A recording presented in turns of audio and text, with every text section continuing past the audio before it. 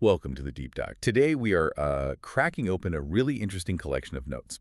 It's called 101 Simple Truths for a Better Life by Kanwer Singh, who you might know as Humble the Poet. Right. And he describes it in a great way, like taking these truths, these, sometimes difficult pills to swallow, Mm-hmm. and finding a way to make them easier to actually, well, ingest, to take in. Yeah, makes sense. And that's really key because our mission for you, the listener, in this deep dive isn't really about gathering up a ton of new information. Okay. It's more about subtraction, figuring out what to let go of. The author is super clear that the most important thing isn't learning new lessons. It's unlearning the old ones. Exactly. Yeah. It is unlearning the old ones we have to let go of. That's the core idea. Okay, let's unpack this then, because there's a philosophy right at the start in the epigraph that seems to set up this whole idea, a paradox. That's it. It really drives the whole collection. It comes from Lao Tzu.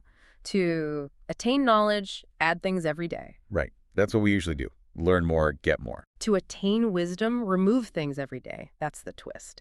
Wisdom comes from shedding, from removing. Removing. Okay. And the author makes this unlearning pretty relatable, doesn't he? Yeah, he gives a couple of examples. Like, sometimes it's simple, like telling a kid to put the snowsuit on before the boots. Yeah. Obvious once you think about it. A simple correction. Right. But then he says other times it's much harder. It requires, like, taking a thick marker and making massive revisions to that outdated script we've been taught to follow. That script, that sounds important. It really is. That's why the unlearning is necessary. He says we start as kids like empty vessels and sponges, just soaking everything up. Consciously and unconsciously, yeah. From family, culture. Everything. Ads, school, you name it. And those messages solidify into how things should be. And we just stick to that script, even if it's ancient.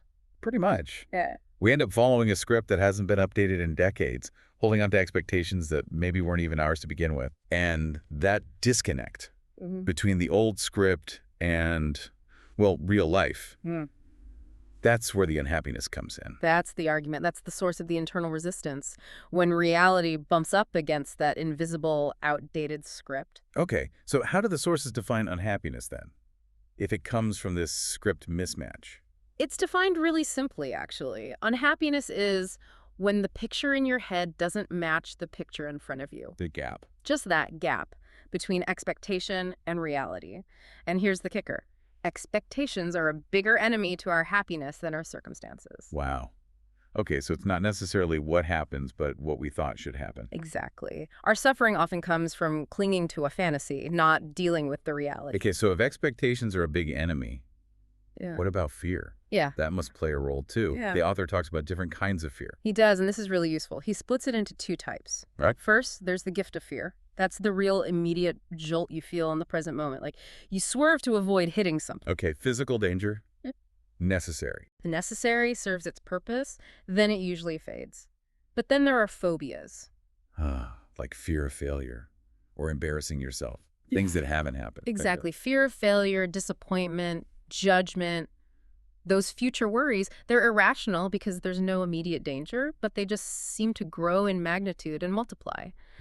And the real problem isn't the thing you're afraid of. It's allowing the fear to keep you from moving, letting that potential future paralysis stop you now. It's like a self-imposed prison built out of what-ifs. Perfectly put. And speaking of things that weigh us down from a time that doesn't exist anymore, regret gets a lot of attention too. Yeah, described as a burden we all hold. And holding on does nothing but weigh us down. He's incredibly blunt about regret, actually calls dwelling on it stupid. Stupid. Okay, strong word. Why? Because the past doesn't exist anymore. It's gone. So focusing on all the coulda, woulda, shouldas. Just wasting the present. Exactly. You're wasting the time you have now and suffering for a time you've already left behind. It's like punishing yourself twice for the same thing. So the advice isn't to ignore mistakes, but... No, definitely not ignore them. Learn from them. Absolutely. Thank the mistake for the lesson it taught you. Okay. And then let go of the emotional weight. Release the burden. You need that energy for now. Right. Okay, so if we manage to shed some of this stuff, the paralyzing fear, the heavy regret, what's the next step? How do we actually, bridge that gap between expectations and reality more proactively? Where do we put that freed up energy? Well, the first immediate shift is in mindset. Recognizing that happiness isn't some destination you arrive at after everything is perfect. It's more like a way of traveling. Kind of. It's about adjusting your focus right now. Yeah. Actively choosing gratitude. And he doesn't sugarcoat it. It's not about pretending bad things aren't happening. Right. But it is about actively building a baseline of appreciation. The instruction is refreshingly direct. Set your mind to happiness by thinking of happy shit. Huh. Okay, blunt again. Focus on the good stuff. Basically, yeah, choose where your attention goes. And doing that successfully seems tied to another big idea, self-reliance. Putting yourself first, which feels counterintuitive. Or maybe selfish. Yeah, that's a huge piece of the unlearning puzzle, especially, for people conditioned to always put others first. The core truth here is the most important relationship you have is with yourself. Simple. And taking care of that relationship, putting yourself first sometimes, it's not selfish. It's survival. It's survival. It's necessary. Like putting on your own oxygen mask first. So what counts as actually selfish then, according to this framework? Selfishness here is defined as when you don't allow others to do their own thing and expect them to conform to what you want. Okay. So taking time for yourself isn't selfish. Demanding someone else change their plans for your needs? Not selfish. Exactly. Self-reliance fills your own cup. Selfishness demands others fill it for you. Got it. Which connects to another trap, right? Seeking validation from others instead of relying on yourself. Oh, absolutely. It's a huge energy drain.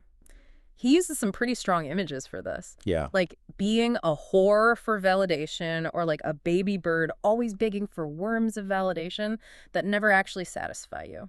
Oof. Yeah, you can see how that would be exhausting. And ultimately pointless. Utterly pointless because you're chasing something external to fix something internal.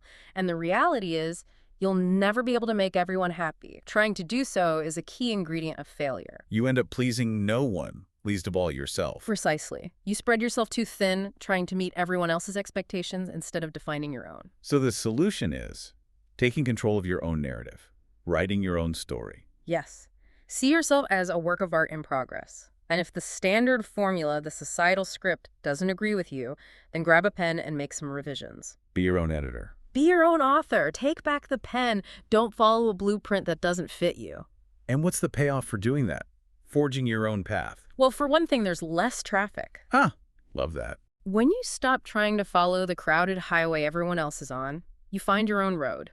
You stop competing for the same limited definitions of success or happiness. You create your own space. Okay, so summarizing here. The core message seems to be, you decide. You decide your worth. You decide your happiness. By unlearning the old scripts, managing expectations, fear, regret. Right. But getting there means accepting one more really fundamental, maybe difficult truth about life itself. Which is? That life doesn't start after the obstacles. Life is the obstacles.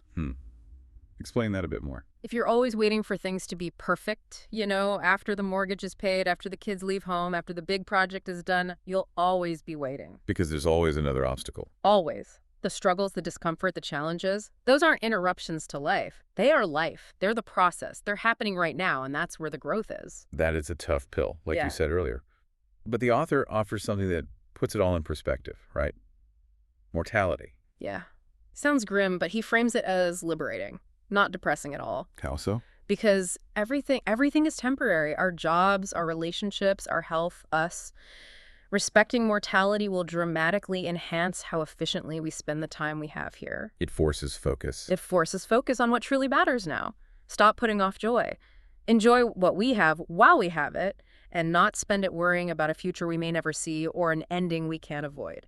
It clarifies priorities like nothing else. It lowers the stakes on the small stuff. Absolutely, and it reframes success. It's not about the length of life, necessarily. He mentions Bruce Lee. Right. Died young, at 32. Yeah, but seems immortal, because he spent that length living the width. He packed so much living into the time he had. Wow. Living the width, not just the length. Exactly. So the final thought to leave you with, directly from these notes, as you think about revising your own script, it really comes down to this. What greatness lies within you? Do you have it in you to share it with the world? Because unlearning all that old stuff, that frees up the energy you need to finally start sharing it.